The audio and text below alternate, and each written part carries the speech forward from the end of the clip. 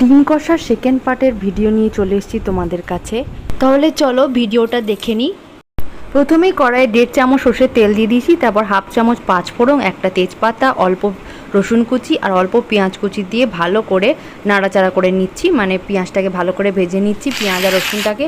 তারপর এখানে দিয়ে দিচ্ছি আদা ও টমেটোর পেস্ট, তারপরে দিয়ে দিচ্ছি জিরে গুঁড়ো, ধনে গুঁড়ো, হলুদ, কাশ্মীরি লঙ্কা গুঁড়ো, নুন সব দিয়ে ভালো করে মশলাটাকে কষিয়ে নিচ্ছি আর অল্প জল দিয়ে আবার মশলাটাকে ভালো করে কষিয়ে নিচ্ছি। এরপর ভেজে রাখা আলুটা দিয়ে দিচ্ছি, আলুটার সাথে মশলাটাকে ভালো করে কষিয়ে নিচ্ছি, তারপর পরিমাণ মতো জল দিয়ে অল্প নাড়াচাড়া করে তারপর ঢাকা দিয়ে কিছুক্ষণের জন্য রান্নাটা হতে দিচ্ছি। ফিরে এলাম কিছুক্ষণ পর, আলুটা আমাদের সেদ্ধ হয়ে গেছে আর মশলাটা শুকিয়ে গেছিলো বলে অল্প জল অ্যাড করলাম, তারপর ডিমগুলো দিয়ে দিলাম, তারপর ঢাকা দিয়ে কিছুক্ষণের জন্য রান্নাটা হতে দিলাম, তারপর অল্প লঙ্কা বাটা দিয়ে দিলাম, তারপর এখানে গরম মশলা ছড়িয়ে দিলাম। ব্যাস তৈরি হয়ে গেল আমাদের ডিম কষা।